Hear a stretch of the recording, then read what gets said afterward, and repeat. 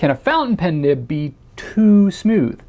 On Rhodia paper, I have a couple of high-end pens that seem to skip because the nibs are ultra smooth. In particular, a couple of Viscontis I own. They actually do better on cheaper paper. Any resolution to this issue? Well, I guess you're just gonna have to use cheap paper the rest of your life. I'm kidding. I'm very kidding.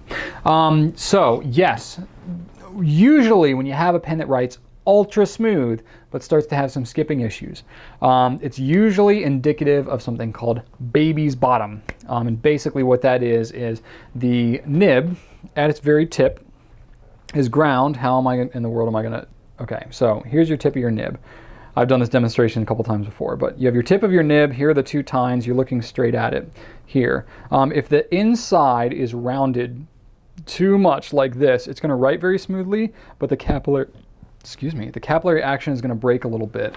Usually you can tell if it's an issue with baby's bottom if one, it feels ultra smooth, two, it writes better on more absorbent paper because it's helping to basically like draw the ink out of the pen, and three, if you press down harder and it writes better. That's because you're forcing more ink to come down and it's causing more flow to come through. But if you're writing just with regular pressure, especially on smoother paper, and you're getting some flow issues and stuff, that's usually indicative of baby's bottom. That's the most typical cause. It can be fixed. Honestly, using micro mesh, doing some figure eights on it, can help to kind of like, you know, basically grind down to a very low degree, grind down and allow you to kind of compensate for that gap that you're getting on the nib. I don't know that you're going to want to take your Viscontis and go and doing that, because honestly when you start doing that kind of stuff, you're voiding your warranty. So this is a kind of situation, especially with a higher end pen, you know, even though they're doing a lot to try to make these nibs as awesome as possible, nib tuning is a very difficult thing to do. So if, you know, specifically for certain types of nibs, usually what you're going to see with the baby's bottom is on broader nibs and stubs and things like that. So it's something that you may or may not be comfortable doing on your own. You know, if you've got an older pen and it's out of warranty and stuff like that, go nuts. You know, worst case, if you totally screw it up, you can send it to a nibmeister and they can fix it for you, unless you do something just completely insane. So, you know, obviously use caution, use your own judgment here.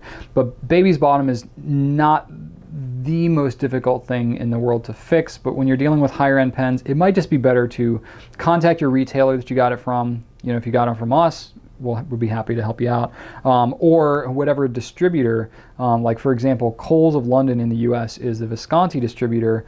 You know, they handle warranty stuff. So, you know, if, for example, if you bought the pen from us, you can either go through us, which we're happy to do, or you can go directly to Coles of London. They are, you know, really focused on Visconti. They can help you out with that level of stuff. We tend to just do exchanges and maybe some troubleshooting stuff, but we don't do grinding and like fixing and that kind of stuff. We're kind of just coordinating all that because, you know, the closer you get to the source with Visconti, the more they're going to be dealing solely with those products and they'll know them a little bit better.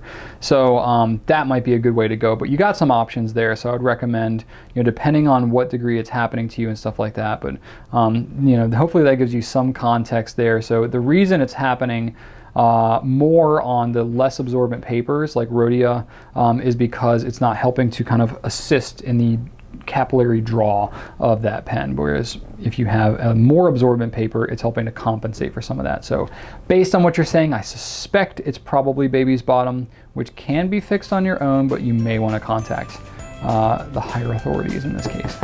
Okay?